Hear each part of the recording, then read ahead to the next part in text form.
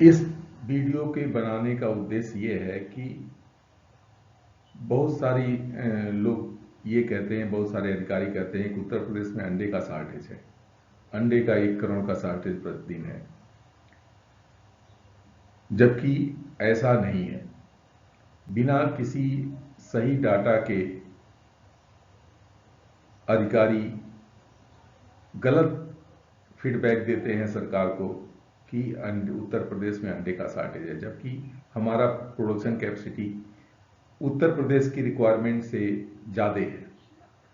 उन्हें ये बताना मैं चाहता हूँ, जो ये समझते हैं कि उत्तर प्रदेश में 1 करोड़ अंडा आने से क्या फ़र्क पड़ता है, उत्तर प्रदेश की उपभोक्ताओं की ज़रूरतें पूरी होती हैं।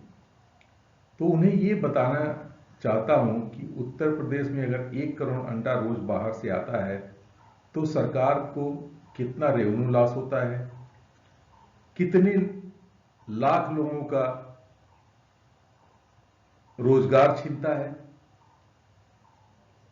कितना टैक्स गवर्नमेंट को जो मिलना चाहिए वो नहीं मिलता है। ऊपर से हमारे प्रदेश में जो पैसा सर्कुलेट होता और एम्प्लॉयमेंट जनरेट करता वो हमारे प्रदेश से बाहर चला जाता है। तो 1 करोड़ अंडा अगर उत्तर प्रदेश के बाहर से आता है तो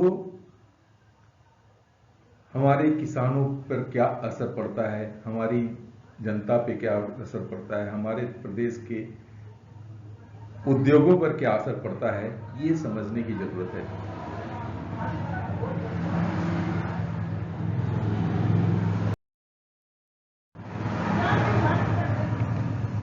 अभी की इस स्थिति हम समझते हैं।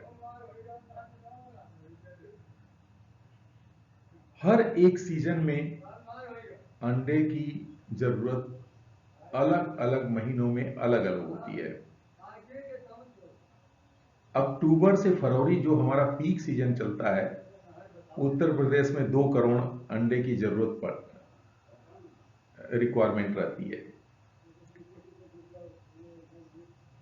और मार्च से जून तक करीब 80 लाख अंडे प्रतिदिन की जरूरत पड़ती है।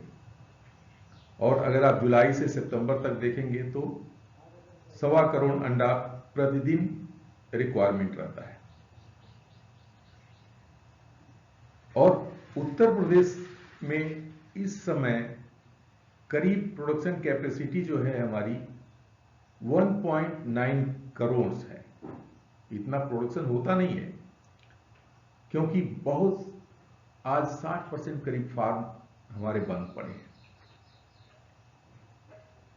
मैं वो फार्म क्यों बंद पड़े हैं इस पर भी मैं बात करूंगा, लेकिन ये पोजीशन है कि हमारे 1.9 करोड़ के आसपास हमारी प्रोडक्शन कैपेसिटी है उत्तर प्रदेश की सभी जिलों को मिला करके। और लेकिन आज के डेट में जो लोग पोल्ट्री फार्मिंग कर रहे हैं, अंडा उत्पादन कर रहे हैं, 80 लाख से ज्यादा का उत्पादन प्रदेश में नहीं हो रहा है, क्योंकि बहुत सारे फार्म बंद पड़े हैं।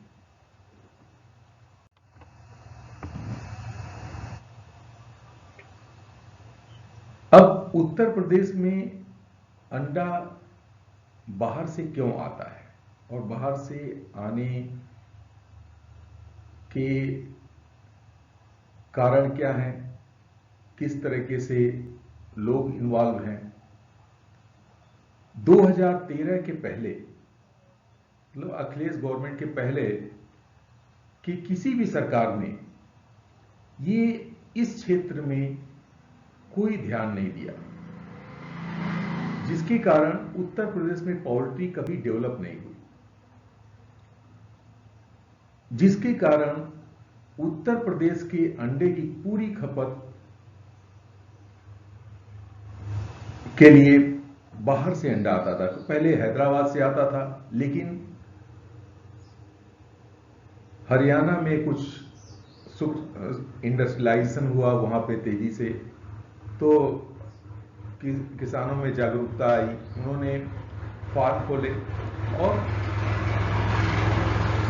सरकार ने भी कुछ अनाज वगैरह पे सब्सिडी दी, जिसके कारण हरियाणा में फ्रेंडली इन्वायरमेंट गवर्नमेंट के द्वारा क्रिएट किया गया, जिसके कारण वहाँ पे पोल्ट्री डेवलप होने शुरू हुई।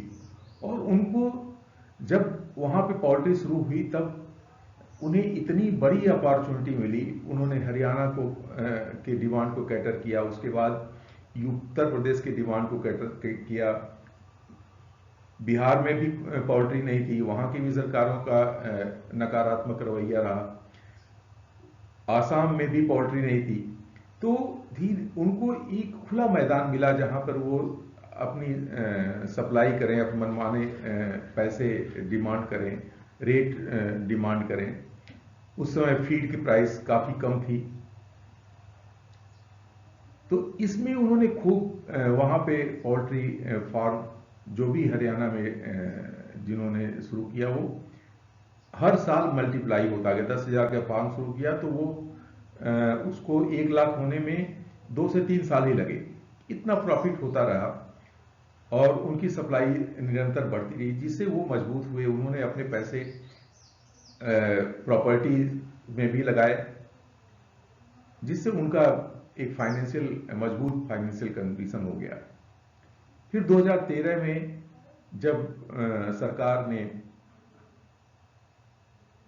इसमें सब्सिडी की योजना, हालांकि ये सब्सिडी कोई कैपिटल सब्सिडी नहीं थी, इंटरेस्ट सब्सिडी ही गवर्नमेंट ने घोषणा की और उसमें काफी ध्यान दिया।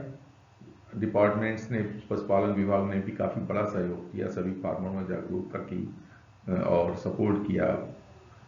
कई कार्यक्रम चलाते थे, वो सबको बुलाते थे। तो किसानों में, उत्तर प्रदेश में भी किसानों में जागरूकता आई और यहां पे पोल्ट्री का बड़ा तेज विकास हुआ। और आप समझिए कि जिस प्रदेश में 90% अंडे की रिक्वायरमेंट का बाहर से पूरा किया जाता था, हैदराबाद या बरवाला से पूरा होता था, उस प्रदेश में सरप्लस अंडा होने लगा 2019 आते आते। लेकिन 2019 के बाद कोरोना में भी काफी मार पड़ी सभी जगह पे, और उसके बाद से पोल्ट्री फार्मर्स टूटने लगे। और टूटने का एक सबसे बड़ा कारण क्या हुआ कि जो बड़े फार्मर बरवाला के थे, जिनकी कैपेसिटी इतनी बढ़ गई कि उनकी सिर्फ हरियाणा के फार्मर की कैपेसिटी इतनी है कि वो बिहार, उत्तर प्रदेश और आसाम तीनों प्रदेश को अकेले सप्लाई कर सकते हैं। अब जब सभी बिहार में भी पोल्ट्री का विकास हुआ तो सभी जगह पोल्ट्री आ गई, सबके अपने स्टेट में इतनी पोल्ट्री हो गई कि बाहर के अंडे न ले सकें। तो ऐसी स्थिति में बरवाला के फार्मरों को सरवाइव करने, अपने फार्म को बचाए रखने के लिए सबसे जरूरी है कि दूसरे जो नए फार्मर आए हैं वो उनके फार्म बंद हो जाए। इसमें ये चूंकि इतना बड़ा स्टैक इन्वॉल्व होता है, इतना कैपिटल इंटेंसिव ये बिजनेस है कि एक बार अगर फार्मर टूट गया तो वो दोबारा फार्म शुरू नहीं कर सकता, क्योंकि जितनी फार्म लगाने की कास्ट है उसका करीब 35% आपको बर्ड को पाल करके अंडा तक लाने में कास्ट लग जाती है। तो अगर एक बार आप लाइन से हट गए और आपके ऊपर ज्यादा लोन हो गया तो आप फिर दोबारा इसको स्टार्ट करना आपके लिए मुश्किल हो जाता है। तो हमेशा बरवाला या दूसरे बड़े फार्मर्स का ये ध्यान उनके लिए थोड़ा सा, क्योंकि वो फाइनेंशियली पहले से ही साउंड कंडीशन में है, तो वो ज़्यादा खेल सकते थे। इस नाते उन्होंने अंडे का रेट इतना नीचे गिरा करके रखा जिससे कि वो किसी तरीके से वो उनका काम चलता रहे।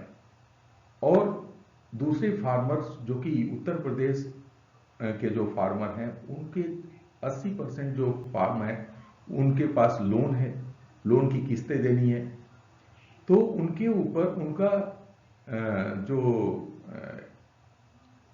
कास्ट है वो बहुत ज़्यादा हो जाता है। आपको हर महीने लोन की EMI देनी है और उसके बाद अपना परिवार भी चलाना है। तो हमको प्रॉफिट का एक सर्टेन प्रॉफिट चाहिए, अदरवाइज हम सरवाइव नहीं कर पाते। तो इसके नाते मोस्टली फार्मर्स टूटते गए और उनके अकाउंट खराब होने लगे, बैंकों के EMI पूरी नहीं, इनके किस्तें नहीं जमा हुई तो अकाउंट खराब होने लगे। अकाउंट खराब होने से आपको फर्दर कोई लोन नहीं मिलता है। तो इस नाते बहुत सारे फार्म बंद होते गए और अभी भी स्थिति जो है वो बहुत ही भयावह है। बरवाला के फार्मर्स या दूसरे जो बड़े फार्मर्स हैं वो उत्तर प्रदेश में एक ऐसी स्ट्रेटेजी अपना रहे हैं जिससे कि यहाँ का फार्मर टूट जाए और यहाँ के फार्म बंद हो जाए, जिससे एक वैक्यूम फिर वापस क्रिएट हो और वो वापस उनकी सप्लाई बनी रहे और फिर प्रॉफिट वो कमा सकें। क्योंकि दोनों ही नहीं चल सकते। अगर जब कैपेसिटी जितनी डिमांड है उससे 3 गुना सप्लाई पूरे इंडिया में है तो वही लोग चल पाएंगे जिनके अंडे बिकेंगे और प्रॉफिट के साथ बिकेंगे। तो अगर बरवाला यूपी में सप्लाई करता है तो यूपी के फार्म बंद हो जाएंगे। बरवाला का सर्वाइवल तभी संभव है जब उत्तर प्रदेश के फार्म बंद हो जाए। उत्तर प्रदेश के फार्मर्स का सर्वाइवल तभी संभव है जब बरवाला या बाहर से अंडा आना बंद हो जाए और उत्तर प्रदेश के किसानों को एक अच्छी कीमत मिले।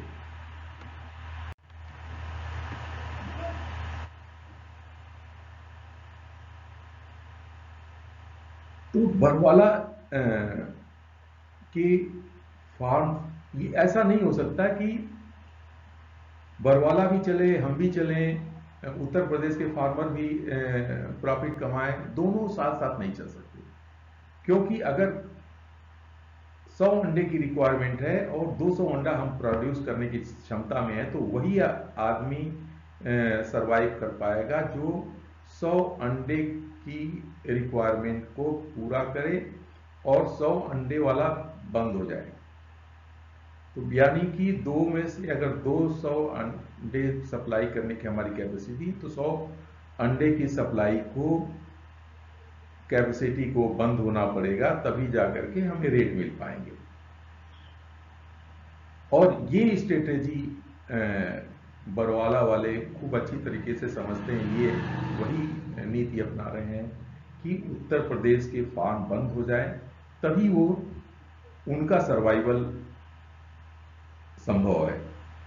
उत्तर प्रदेश और बिहार सभी तो वो एक ऐसे रेट की तरफ हमेशा चलते हैं जिससे वो किसी तरीके से अगर 2-4 साल खींच करके सरवाइव कर जाएंगे तो दूसरे फार्म बंद हो जाएंगे और उनको फिर से प्रॉफिट अच्छा लेने का मौका मिलेगा। अब इसमें क्या ब्लैक मनी भी, काला धन भी इन्वॉल्व है। तो ये पूरी पॉसिबिलिटी है कि इस धंधे में काला धन ट्रेवल कर रहा है। अगर आपको दूसरे हवाला का पैसा इधर उधर ट्रांसफर करने में परेशानी हो रही है तो आप कहीं से कहीं अंडा भेज दीजिए, उसका कहीं कोई रिकॉर्ड नहीं होता है, कहीं कोई ई-वे बिल नहीं बनना है, उसको कहीं आपको टैक्स नहीं देना है क्योंकि कृषि प्रोडक्ट है। और इस नाते इस बिजनेस में ब्लैक से व्हाइट करना, व्हाइट से ब्लैक करना सब संभव है और इसी नाते बहुत सारा पैसा इसमें इस तरीके का भी इन्वॉल्व होने की पूरी संभावना होती है। अच्छा, इसमें क्या है कि ट्रेडर भी इसमें इंटरेस्ट इसलिए लेते हैं कि उनके जो ब्लैक मनी इन्वॉल्व है इसमें उसका बेनिफिट वो उठा सकते हैं। दूसरा, इसमें कहीं भी रिकॉर्ड नहीं होता है, आपका ईवे बिल नहीं बनता है, आपका टर्नओवर कहीं से नहीं होता है, तो आपके ऊपर इनकम टैक्स भी नहीं लग सकता है। तो गवर्नमेंट किस किस तरीके से इसमें भ्रष्टाचार को कैसे रोक सकती है? तो एक बहुत बड़ी लॉबी है जो कि इसमें पैसा लगाए हुए है, जिसका थोड़ा बहुत नुकसान भी होता है तो उनको ज्यादा फर्क नहीं पड़ता है, क्योंकि वो पैसा तो ब्लैक में ही है। तो ये बहुत बड़ा नेटवर्क है जो आप हवाला से पैसा भेजना चाहते हैं तो अंडा भेज दीजिए, वहां पे ट्रेडर डिस्ट्रीब्यूट करके आपको पैसा डेस्टिनेशन पे पहुंचा देगा। अब 1 करोड़ अगर अंडा हमारा प्रोडक्शन कम होता है या 1 करोड़ अंडा बाहर से आता है तो क्या फर्क पड़ता है इकोनॉमी पे हमारे? 1 करोड़ अंडा मतलब 365 करोड़ पर ईयर। अगर 5 रुपए की कास्ट, एवरेज कास्ट, अगर उसकी प्राइस जो 5 रुपए एवरेज प्राइस तो आजकल आती ही है, तो 5 रुपए एवरेज प्राइस अगर आप पकड़ते हैं तो 1825 करोड़ रुपया हमारा प्रदेश से दूसरे प्रदेश में चला जाता है। तो 1 करोड़ अगर अंडा आने का मतलब हमारे प्रदेश से 1825 करोड़, हम 100 करोड़ 50 करोड़ के लिए हम दूसरे प्रदेश के इंडस्ट्रियलिस्टों का तेल लगा रहे हैं कि जो है हम हमारे प्रदेश में आकर के इन्वेस्ट करो, और हमारे प्रदेश से 1825 करोड़ रुपया बाहर चला जाता है तो उसको हम ध्यान नहीं देते हैं।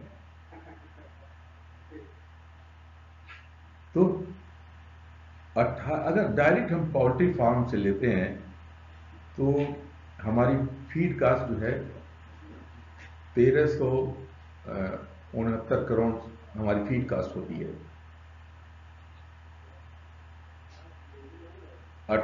1 करोड़ अंडे को प्रोड्यूस करने के लिए साल में आपको 1369 करोड़ का फीड आपको लगता है।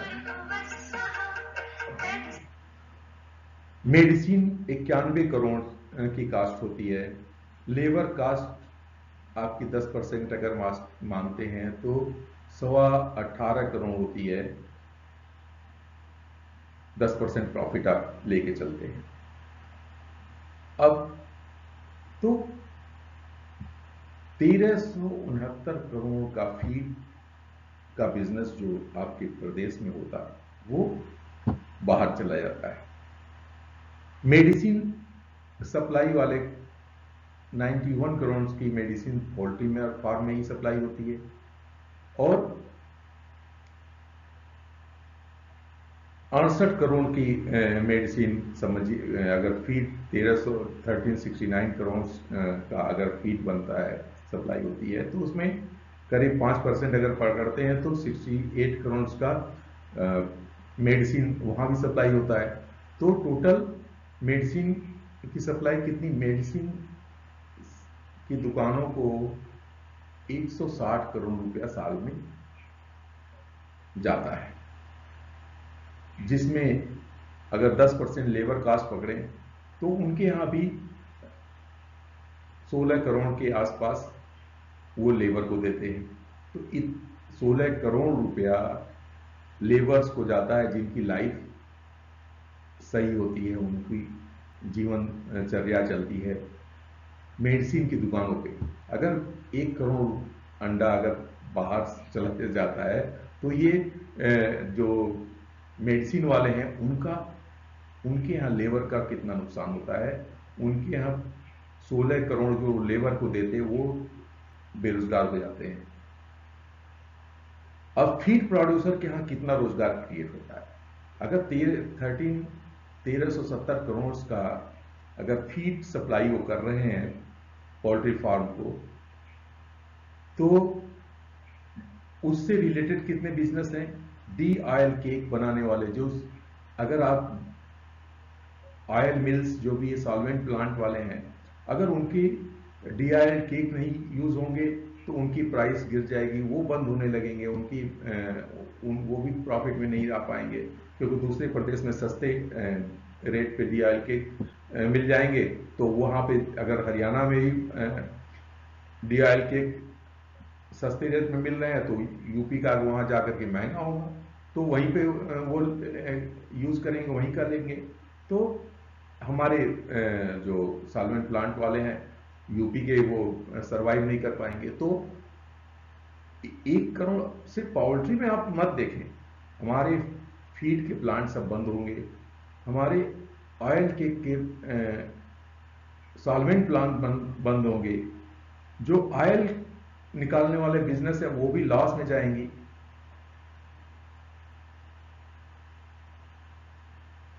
और डायरेक्ट उनके यहाँ अगर 10% सप्लाई, 10% अगर वो लेबर को देते हैं फीड प्रोड्यूसर, तो 14 करोड़ रुपया जो लेबर को दे पाते वो बाहर चला जाएगा।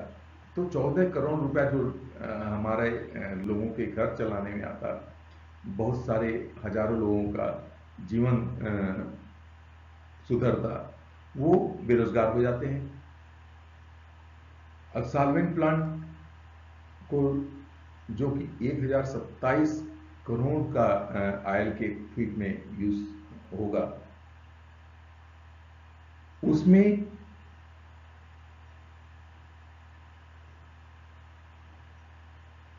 समझिए अगर 410 करोड़ जो फीड को हम अगर लेते हैं तो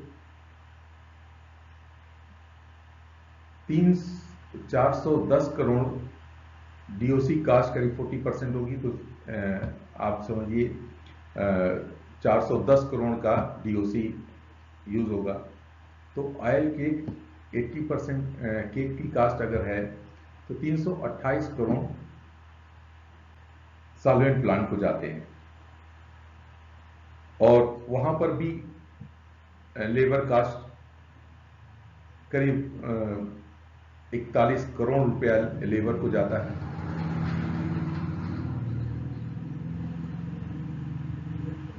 इसी तरीके से जो भी ये सारे डी ऑयल केक और जो फीड के लिए ग्रेन सप्लाई करते हैं, ये सारे पैसे जो है डायरेक्ट फार्मर को जाते हैं। तो ये फार्मर को जो जाने वाला पैसा जो फीड प्लांट से जाता है, जो सॉल्वेंट प्लांट से जाता है, ये सब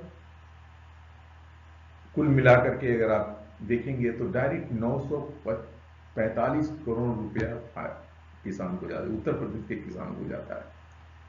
तो 1 करोड़ अंडा अगर बाहर से आप मंगाते हैं तो 945 करोड़ जो फार्मर्स के पास जाने वाला पैसा था, वो पैसा किसानों को नहीं जाता है। या ये पैसा अगर जाएगा भी तो वो बहुत ही कम रेट पे, अगर ये 945 करोड़ की जगह वो बहुत लो रेट पे बेच पाएंगे, कम रेट पे बेच पाएंगे, तो वो 400-500 करोड़ रुपया उनके पास पहुंच पाएगा, जिससे वहां पे बेरोजगारी होगी। तो जो टोटल लेबर को जाने वाला पैसा 1 करोड़ अगर अंडा हम बाहर से मंगाते हैं, तो लेबर को, वर्कमैन को, जो उसमें ऑफिसर्स लगेंगे इंडस्ट्री के अंदर, वो 88.84 करोड़ रुपया इस कैलकुलेशन से, इस गणित से जो लेबर को जाने वाला था, वर्कमैन को जाने वाला था, वो वहां नहीं जाकर के दूसरे प्रदेश में चला जाएगा और वहां पे रोजगार क्रिएट करेगा। तो आप इसको सिर्फ पोल्ट्री फार्मर्स के नजरिए से मत देखें, इससे रिलेटेड इतनी सारी इंडस्ट्रीज को कितना नुकसान होता है ये देखने की जरूरत है। तो आप हर एक अधिकारी, हर एक फार्मर को इस डाटा को समझना अत्यंत आवश्यक है, जिससे वो सरकार को सही फीडबैक दे सके, और सरकार को भी ये समझना जरूरी है जिससे वो सही निर्णय लेकर के उत्तर प्रदेश के किसानों के, उत्तर प्रदेश के पोल्ट्री फार्मर्स को एक सर्वाइवल के लिए कोई ऐसा कदम उठाएं जिससे कि फिर से पोल्ट्री फार्म खड़े हो सकें और उत्तर प्रदेश में रोजगार सृजन किया जा सके।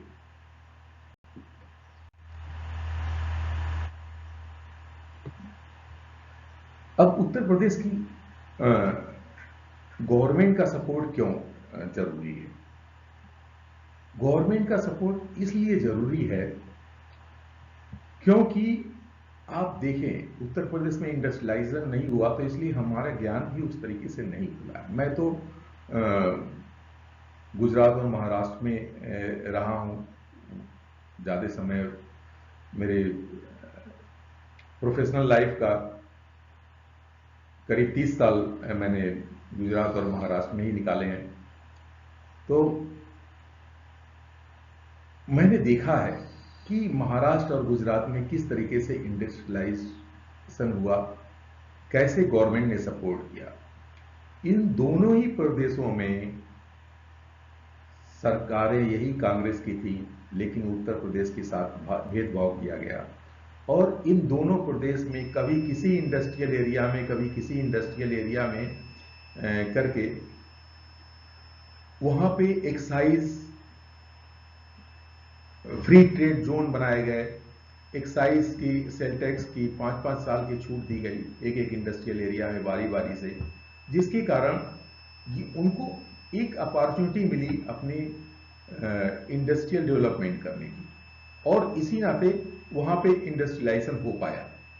क्योंकि एक बहुत बड़ा बेनिफिट आज करीब 27-28% जीएसटी लगती है। अगर जीएसटी की छूट मिल जाए तो 30% आपकी कास्ट कम ऐसे ही हो जाती है, आपका प्राइस मार्केट, तो आपका सर्वाइवल आसान हो जाता है, जो कि अपॉर्चुनिटी उत्तर प्रदेश को नहीं मिल पाई।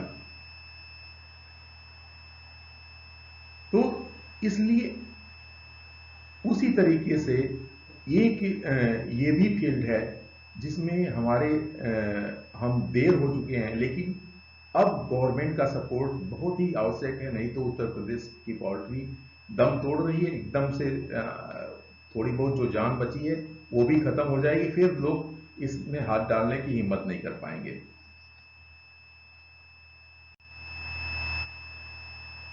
अब उत्तर प्रदेश सरकार कर क्या सकती है? अभी हाल के दिनों में उत्तर प्रदेश ने एक जियो लाया था, और निश्चित रूप से ये काफी सराहनीय काम था,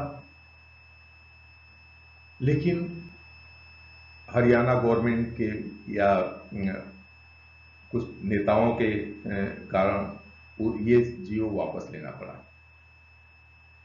अब हम क्यों इस तरीके से दूसरे के प्रभाव में आ जाते हैं? हम पूरे देश का ठेका क्यों लेने लगते हैं, जबकि दूसरे प्रदेशों में जब इंडस्ट्रियल डेवलपमेंट हुआ तो उन लोगों ने इस बात का ध्यान नहीं रखा। आप देखिए हरियाणा ने ही 80-20 का रूल लागू किया है। अगर आप इंजीनियर से ऊपर मैनेजमेंट कैटेगरी को छोड़ दें तो नीचे आप 80% एम्प्लॉय को हरियाणा डोमिसाइल का ही रख सकते हैं, 20% का ही बाहर रख सकते हैं। आप उसके लिए बोलने की हिम्मत कर सकते हैं क्या? मैं उत्तर प्रदेश की सरकार के लिए बात कहता हूं। अगर वो अपने लिए ये ऐसे रूल लागू कर सकते हैं, तो क्या आप अपने पोल्ट्री फार्मर के लिए कोई रूल लागू करने में आपको शर्म क्यों आती है? तो हमारी सरकारें पूरे देश को लेके चलने लगती हैं। पहले उत्तर प्रदेश सरवाइव होगा, उत्तर प्रदेश ही ग्रो करेगा, तो पूरे देश का ग्रोथ तो होगा ही। लेकिन आप दूसरे को खुश करने के लिए अपने किसानों को मार डालेंगे, अपने प्रदेश के फार्मर को मार देंगे। अब ये सवाल होता है कि लोग कहेंगे कि अगर वो सरवाइव कर सकते हैं तो हम क्यों नहीं सरवाइव। इसके लिए मैंने पूरा डिटेल बताया। हमारे ऊपर लोन है, वो तो बिना प्रॉफिट के भी बेच सकेंगे, लेकिन हमको अगर प्रॉफिट नहीं रहेगा तो हम लोन की किस्त कहां से जमा करेंगे, कैसे हम अपने फार्म को चलाएंगे। तो हमारे ऊपर लाइबिलिटीज, वो नॉन लाइबिलिटी वो स्टेज वो पार कर चुके हैं। उनके पास उस समय अपॉर्चुनिटी अच्छी थी, हमने लेट कर दिया, हमने हमारे प्रदेश की सरकारों ने ध्यान नहीं दिया, इस नाते ही समस्या आन खड़ी हुई है।